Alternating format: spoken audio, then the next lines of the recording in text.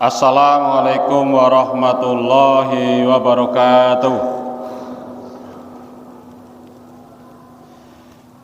Innal hamdalillah nahmaduhu wa nasta'inuhu wa nastaghfiruh wa na'udzu billahi min shururi anfusina wa min sayyiati a'malina.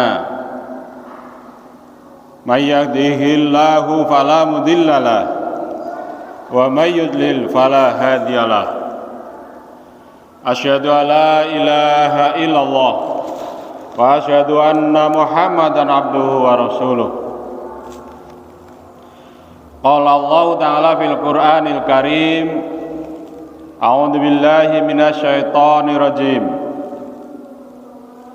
Ya ayyuhalladzina amanuttaqullaha haqqa tuqatih wala tamutunna illa wa antum muslimun.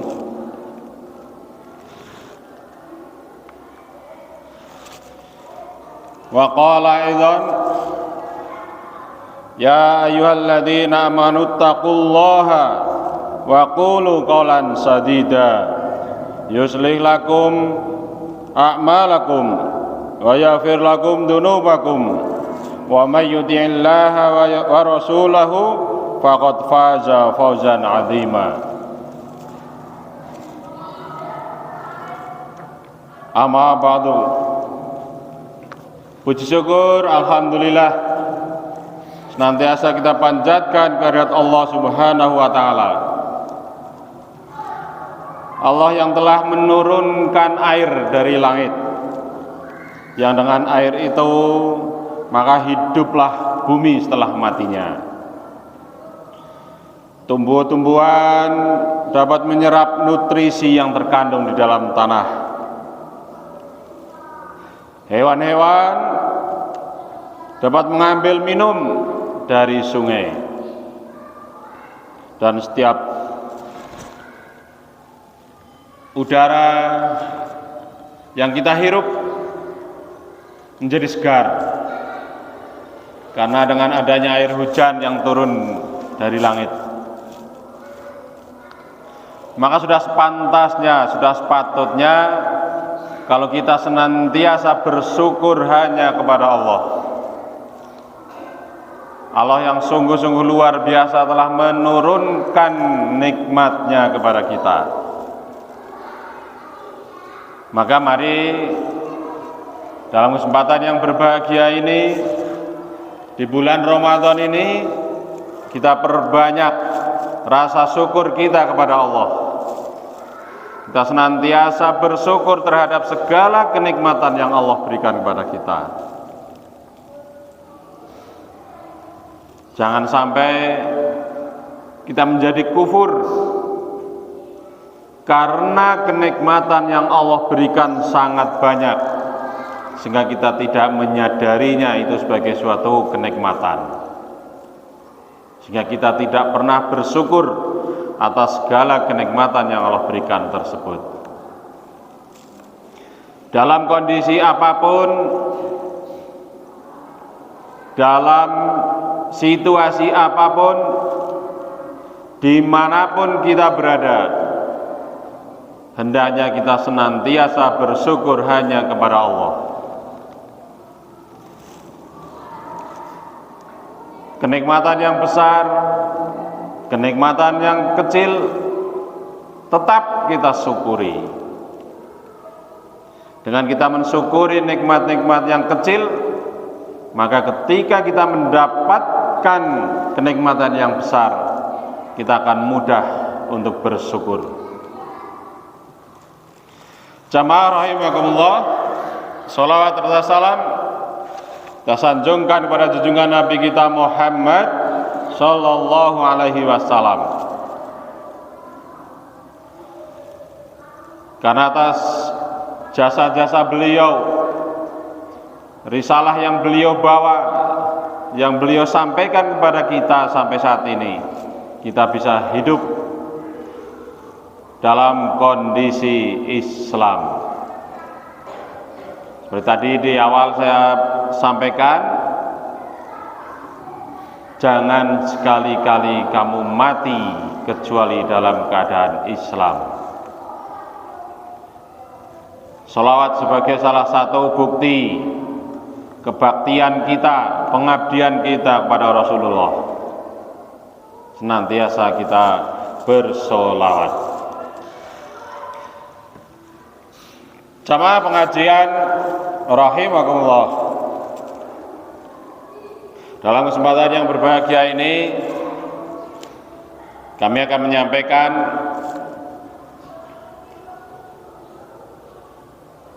tema puasa, takwa, surga. Karena itu satu rangkaian. Sering disampaikan terutama di awal-awal Ramadan, ketika kita menyampaikan suatu pidato, suatu ceramah ketika di awal Ramadan, maka yang dibaca adalah Quran surat Al-Baqarah ayat 183. Ya ayyuhalladzina amanu kutiba alaikumussyam kama kutiba alal ladzina min qablikum la'allakum tattaqun. Maka dalam kesempatan yang berbahagia ini,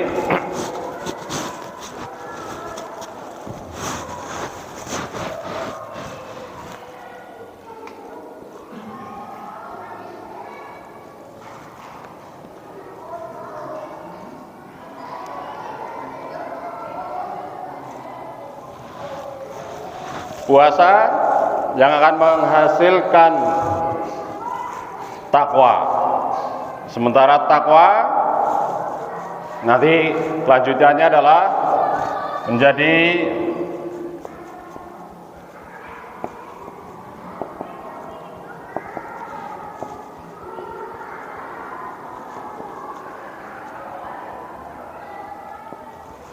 mulia di sisi Allah.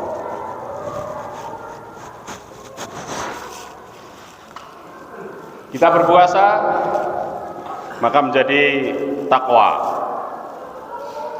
Ketika menjadi takwa, Quran surat Al-Hujurat, maka akan menjadi orang yang paling mulia di sisi Allah.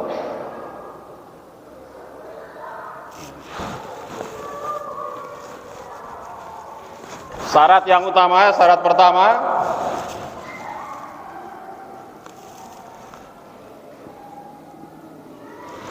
iman. Ya ayyuhalladzina amanu, orang-orang yang beriman yang diwajibkan untuk berpuasa. Quran surat Al-Baqarah 183. Kemudian ini Quran surat Al-Hujurat surat ke-49 ayat 13.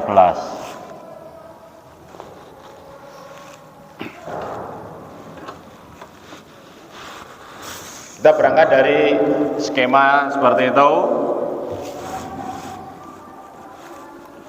Puasa bagi orang-orang yang beriman, dan iman itu sebagai modal, sebagai syarat utama. Maka ketika di bulan Ramadan ini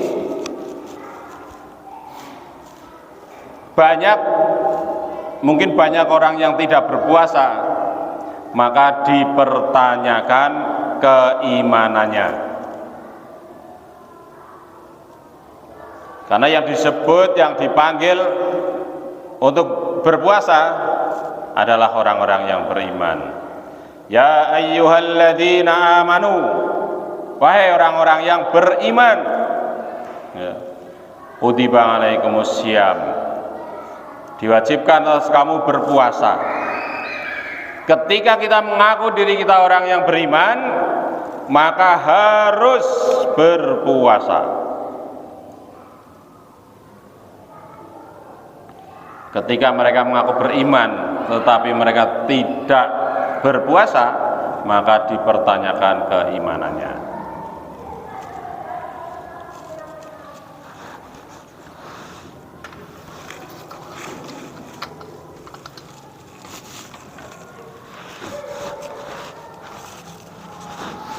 Mungkin sudah sering dibahas berkaitan dengan makna puasa. Imsak, arti puasa imsak menahan.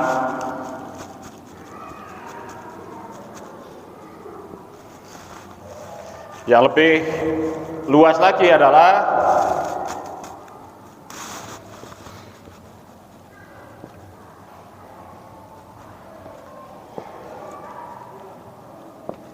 pengendalian diri. Apa yang kita tahan, apa yang kita kendalikan selama kita menjalani puasa ini. Makanan, pakaian, ucapan, juga perbuatan harus kita kendalikan.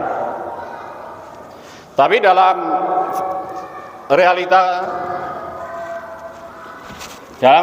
kehidupan sekarang, justru ketika di bulan Ramadan, maka pangan, sandang justru sering kita terlena, tidak mampu kita menahannya, tidak mampu kita mengendalikannya.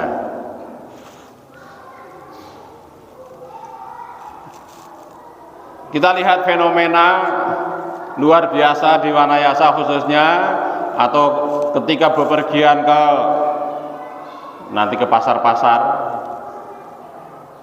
Sekarang sudah mulai bergeliat perekonomian di pasar. Kita lihat di pertelon sekarang berapa penjual makanan, berapa penjual makanan dengan berbagai jenis, luar biasa. Di satu sisi meningkatkan perekonomian, menghidupkan perekonomian masyarakat. Di satu sisi, apakah makna puasa itu berjalan?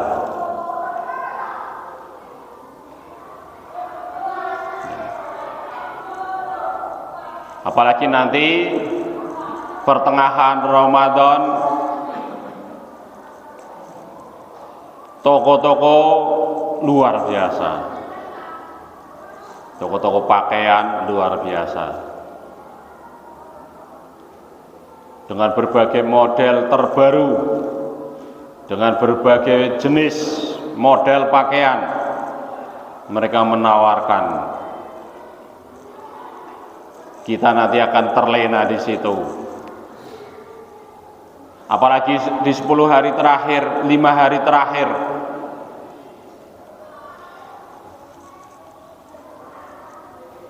pasar-pasar berjubel, pasar-pasar penuh, pembeli, penjual luar biasa. Padahal kita diingatkan oleh Rasulullah, ketika kita berada di 10 hari terakhir, kita diharapkan untuk semakin mendekatkan diri kita kepada Allah dengan melakukan iktikaf di masjid.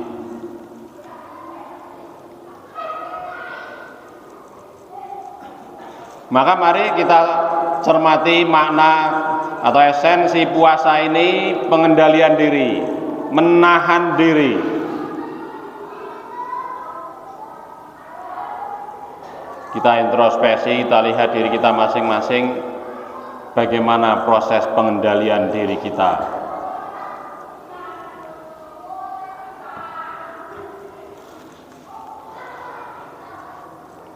Setelah kita melakukan proses berpuasa, diharapkan ketakwaan muncul. Kita menjadi orang yang punya derajat takwa.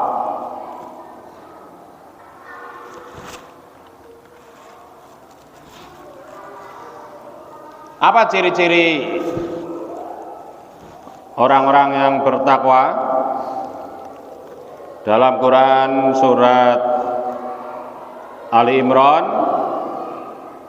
ayat 134. Di situ ada 3 ciri, 3 tanda-tanda kita termasuk orang-orang yang bertakwa. Tapi sebelumnya diawali dari surat ke-133.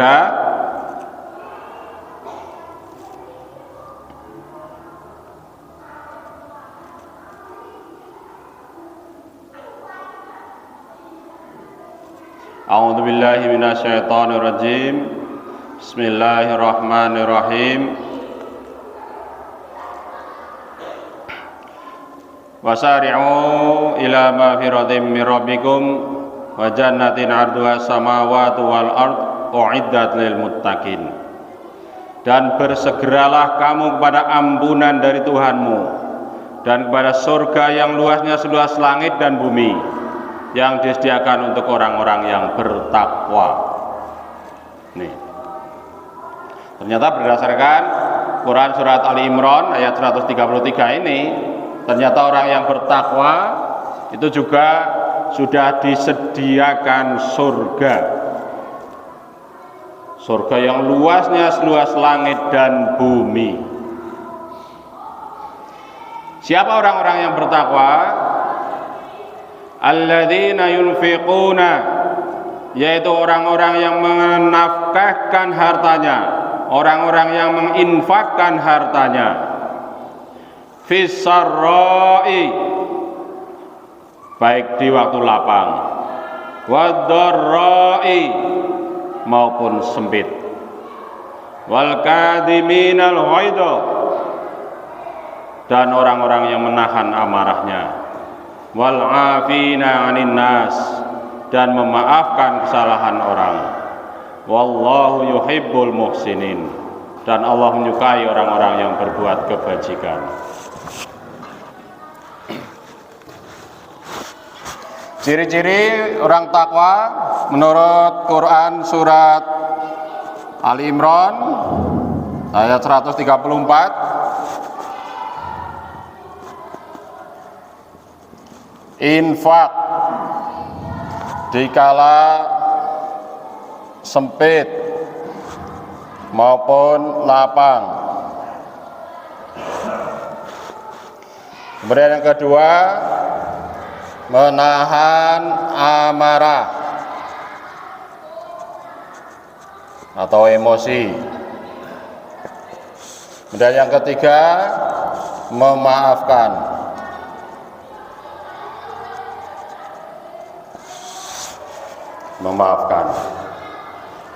Ini ciri-ciri orang yang bertakwa menurut Quran surat Ali Imran 134. Kita dilatih melalui puasa ini kita untuk berinfak, bersedekah. Sudah beberapa kali disampaikan, perbanyaklah sedekah di bulan Ramadan. Karena apa? Sedekah yang paling afdal adalah sedekah di bulan Ramadan. Maka ini infak di kala sempit maupun lapang. Kita contohkan, mungkin pernah beberapa kali saya sampaikan di sini ketika dalam kondisi sempit. Contoh, kita infak 1.000 rupiah dikala kita punya uang 10.000, hanya punya uang 10.000 til, maka kita infakkan 1.000 rupiah. Sementara dikala lapang ada orang yang infak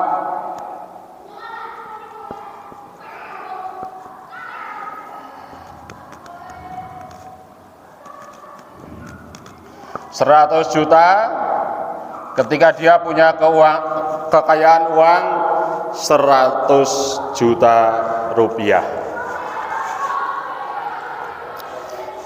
Dilihat dari jumlah nominal 1000 dan 1 juta. Besar yang mana? 1 juta. Ya, besar 1 juta. Mari kita hitung 1.000 rupiah dibandingkan 10.000 rupiah, maka 10%. Ya, 10%. Sementara infak 1 juta rupiah, kita punya uang 100 juta, maka hanya 1%. Dilihat dari nominal, besar yang 1 juta. Tapi dilihat dari prosentase, maka besar yang 1.000 rupiah. Maka inilah mengapa infak dikala sempit maupun dikala lapang. Jadi tidak ada alasan ketika ada pengumuman infak, sedekah, wakaf. Nanti dulu. Nyong lagi orang anak, nyong lagi sempit banget. Mungkin kita sering mendengar yang seperti itu, bahkan mengucapkan yang seperti itu. Ya. Maka kita lihat ternyata luar biasa, yang 1.000 rupiah ternyata jumlahnya 10%. Sementara yang 1 juta rupiah hanya 1%. Ya, karena kekayaannya yang 100 juta rupiah. Maka mari kita lihat, kita mau memilih yang mana? Yang 1.000 rupiah atau yang 1 juta?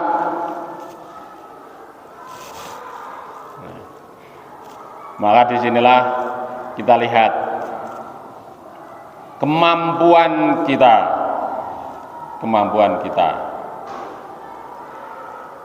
Mengapa dalam ketentuan zakat infak itu hanya 2,5%, 5%, 10%, bukan nominal. Ketika aturan zakat ditetapkan dengan nominal, maka mungkin bisa jadi banyak orang yang tidak berzakat, berinfak. Tapi ketika ditetapkan dengan prosentase 2,5%, maka seberapapun uang yang kita miliki, kita keluarkan 2,5% minimal. Punya uang 10.000, diinfakkan 1.000 rupiah, itu sudah 10%. Sementara uang yang punya uang 100 juta, diinfakkan 1 juta, itu baru 1%. Kita berharap ketika lapang itu tidak hanya 2,5%. Tidak hanya 2,5%. Bahkan kita juga punya target zakat saya 5%, 10%.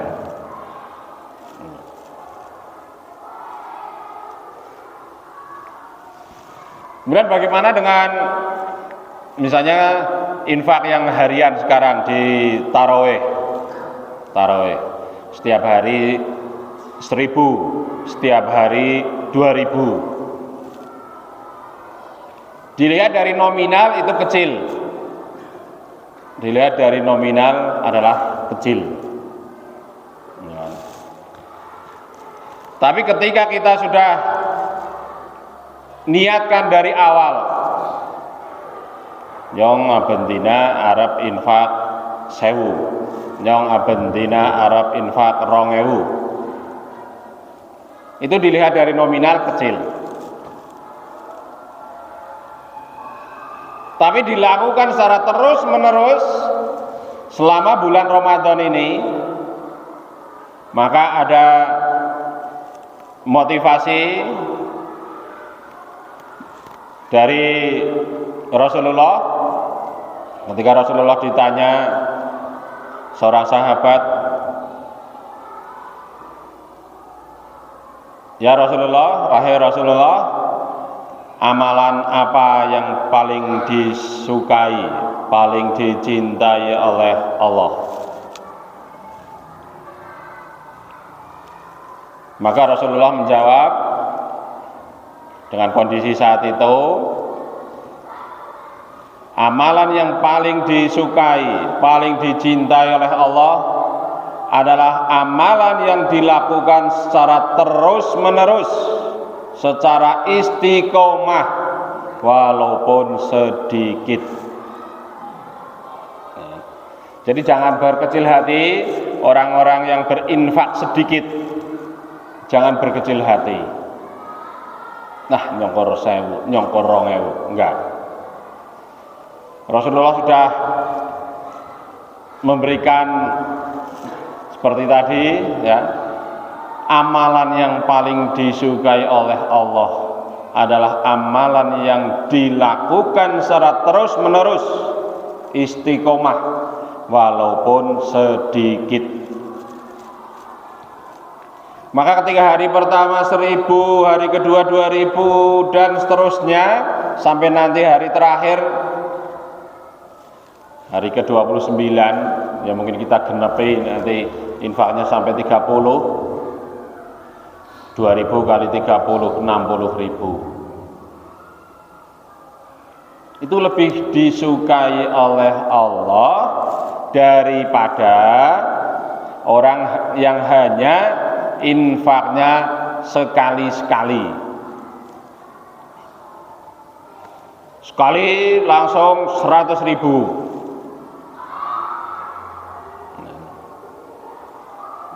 Kemudian setelah itu selesai, tidak infak lagi. Mengapa? Malaikat setiap hari ada 2 malaikat turun mendoakan manusia, hubungannya dengan infak. Yang satu malaikat mendoakan, "Ya Allah, berkailah orang yang berinfak pada hari ini, tambahkanlah orang yang berinfak pada hari ini."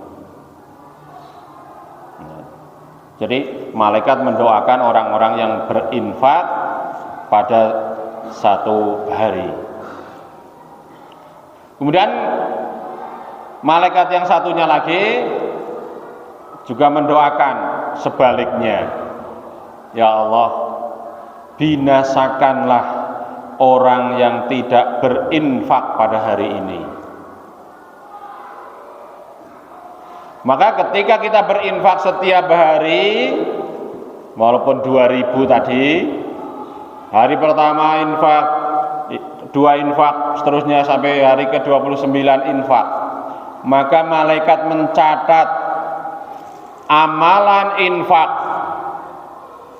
centang terus, ada amalan infak terus. Setiap hari tidak ada yang kosong. Selama sebulan di bulan Ramadan, orang ini tidak pernah kosong dari infak. Ada catatan infaknya terus. Sementara orang yang satunya, hari pertama tidak infak, kedua tidak infak, hari kelima infak 10.000 rupiah, hari ke-6, 7, 8, 9, 10 tidak infak, hari ke-11 baru infak lagi 20.000, dan seterusnya. Maka orang yang kedua tadi hanya tercatat di hari kelima infak, hari ke-11 infak. Itulah. Maka mengapa amalan yang paling disukai oleh Allah itu amalan yang dilakukan terus menerus walaupun hanya sedikit. Walaupun hanya sedikit. Yaitu untuk memotivasi kita ketika kita dalam kondisi lapang, maka ayo 2,5% minimal keluarkan. 100 juta, maka 2,5 juta keluarkan. Jadi seberapapun uang yang kita miliki, yang kita terima, segera keluarkan 2,5%-nya, agar harta yang kita makan itu benar-benar sudah suci.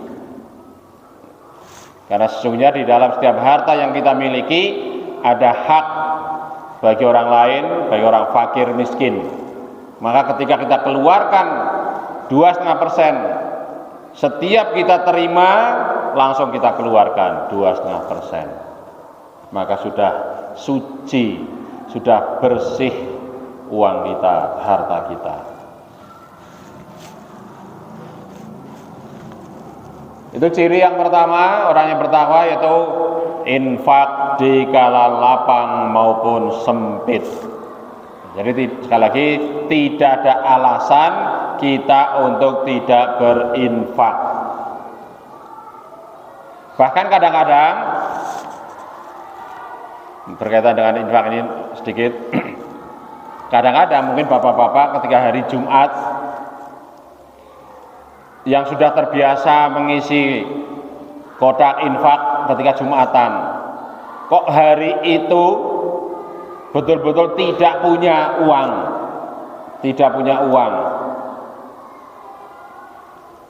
maka apa yang kita lakukan?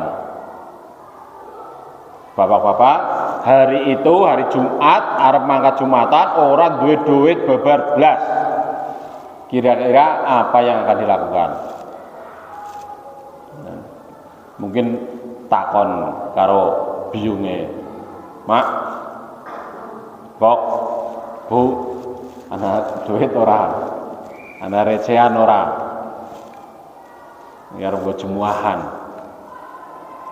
Mungkin ada yang tak nyilih dikit, tak jaluk itu. Ya, kadang seperti itu.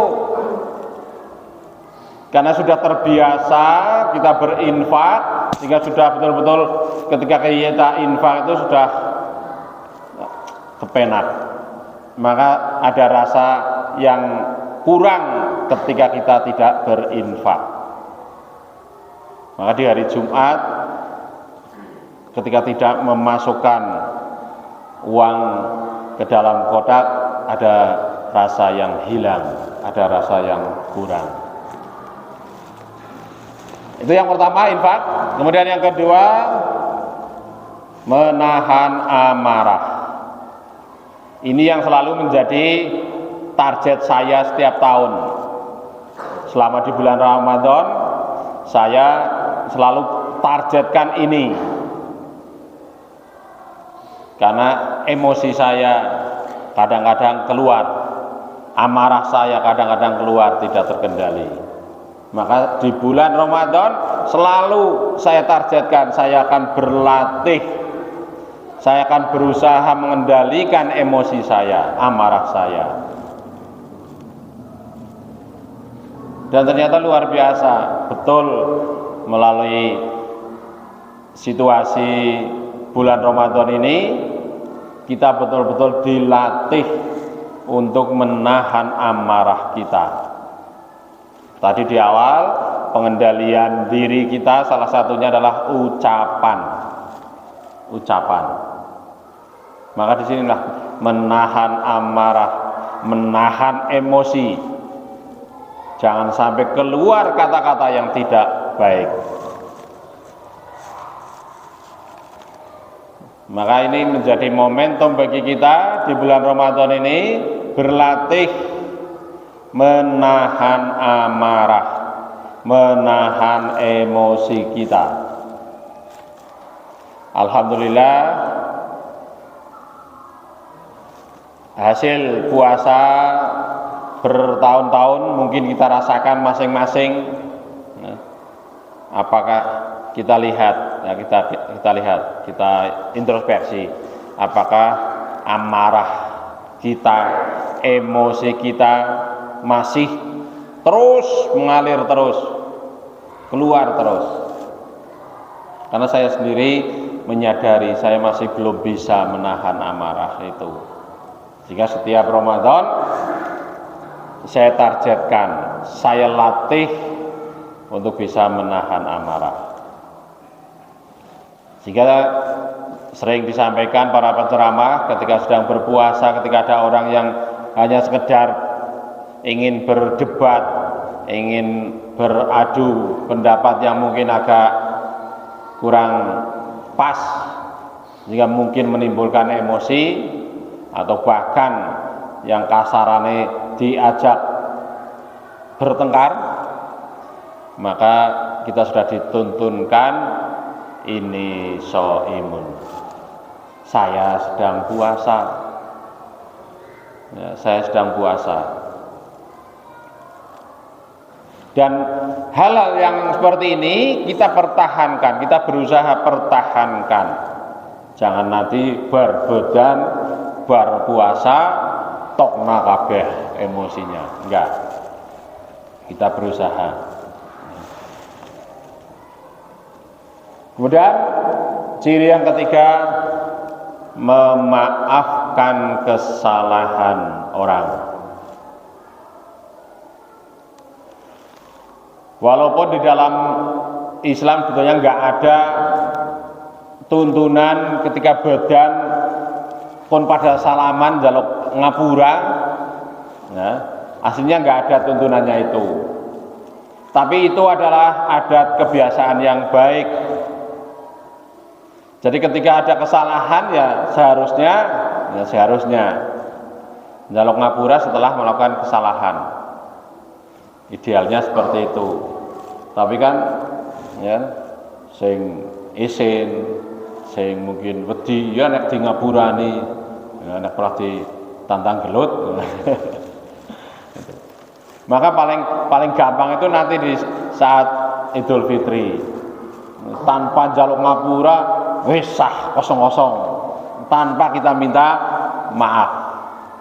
Jadi luar biasa ya. Keluar dari dalam hati kita, betul-betul keluar ya setengah purani ya, setengah purani ya, kosong-kosong, sah-sahan.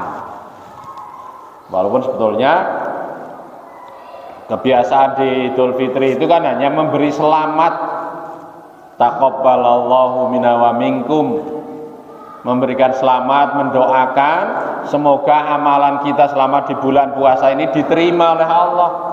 Kita berhasil melaksanakan puasa di bulan Ramadan ini, memberikan selamat. Tapi di kehidupan kita dibumbui dengan saling memaafkan. Ya, saling memaafkan. Kita juga berusaha melalui momentum Ramadan kali ini, melalui momentum nanti di Syawal, kita maafkan kesalahan-kesalahan orang lain. Jamaah rahimakumullah, maka ketika kita puasa didasari dengan iman. Tadi Mas Pujo di awal, mari kita perbanyak istighfar, bulan penuh ampunan.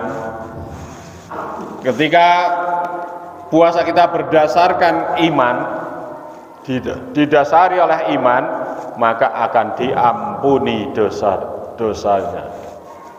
Luar biasa. Puasa, kita imsak, menahan diri, mengendalikan diri dari berbagai hal, sandang, pangan, papan, pangan,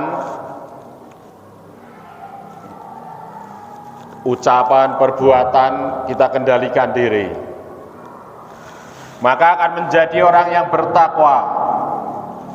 Ya, menjadi orang yang bertakwa. Dengan ciri-ciri takwa ini kita ambil dari Quran surat Al-Imran ayat 134, infak. Alladzina yunfiquna fis sarra'i wad-dharra'i. Infak di kala lapang maupun sempit. Kemudian wal kadhibinal ghaidha, menahan amarah, menahan emosi. Wal afina 'anin nas, memaafkan kesalahan orang. Maka harapannya setelah kita menjadi orang yang takwa, menurut Quran surat Al-Hujurat ayat 13, semulia-mulia orang di sisi Allah adalah orang yang paling bertakwa. Maka mari kita mau tidak kita menjadi orang yang bertakwa, mau tidak kita dimasukkan ke dalam surganya Allah. Maka ayo, kesempatan momentum di bulan Ramadan ini kita manfaatkan dengan sebaik-baiknya. Pengendalian diri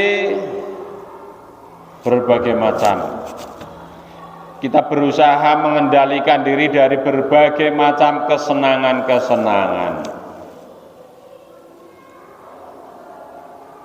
Sukanya nonton TV, kita kurangi. Sukanya game-gamean, nah, mungkin bisa kita kurangi ketika kita ikut pengajian. Sukanya tongkrong-tongkrongan, kita kurangi. Tongkrongan di dalam masjid, tongkrongan mengikuti kajian.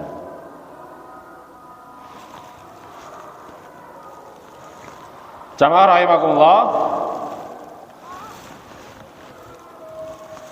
Maka sekali lagi mari melalui momentum Ramadan ini betul-betul kita manfaatkan dengan sebaik-baiknya sehingga derajat takwa, kemarin juga sudah disampaikan Pak Hani tentang takwa, maka mari betul-betul kita manfaatkan. Dan tadi pagi juga Mas Jono menyampaikan, tadi subuhan juga Mas Sabar menyampaikan, jangan sampai kita keluar dari bulan Ramadan tanpa mendapatkan ampunan. Kita tidak mendapatkan apa-apa. Maka mari pengendalian diri ini kita latih semaksimal mungkin, berusaha sekuat tenaga, sehingga nanti setelah Ramadan selesai kita menjadi kebiasaan-kebiasaan yang baru, kebiasaan-kebiasaan yang baik, bisa mengendalikan diri dari berbagai hal. Kita berusaha. Salah satu usaha yaitu dengan kita bareng-bareng, ya, bareng-bareng berjamaah, berkumpul dengan orang-orang baik. Insya Allah pengendalian diri akan lebih mudah. Mengapa sekarang kita mudah sekali melakukan kebaikan? Ya karena kita bareng-bareng. Coba nanti di bulan Syawal puasa Syawal saja 6 hari, karena itu enggak dilaksanakan bareng-bareng, ya berat. Apalagi melihat ya masih ada roti, masih ada ujar dan sebagainya, berat tantangannya. Tapi sekarang dengan bareng-bareng seperti ini, maka lebih mudah kita melaksanakan kebaikan-kebaikan. Maka mari kita jaga Bila perlu kita programkan nanti Syawal, ya, puasa Syawal bareng-bareng, buka bersama nang masjid. Ya, kita laksanakan puasa Syawal 6 hari bareng-bareng, kemudian buka puasanya di masjid bareng-bareng. Nggawa ya senggawa tajilan, ya, nggawa bukanan. Insya Allah lebih mudah, lebih terjaga, ya, daripada sendiri-sendiri. Ya. Kita berusaha, kita coba programkan itu, siapa tahu bisa kita laksanakan. Jamaah rahimakumullah, demikian kesempatan yang berbahagia ini, semoga ada manfaatnya. Kurang lebihnya mohon maaf. Mari kita tutup kajian pada sore hari ini dengan kafaratul majelis. Alhamdulillahirrahmanirrahim. Subhanakallahumma wa bihamdika asyhadu an la ilaha illa anta astaghfiruka wa atubu ilaik. Billahi taufiq wal hidayah. Assalamualaikum warahmatullahi wabarakatuh.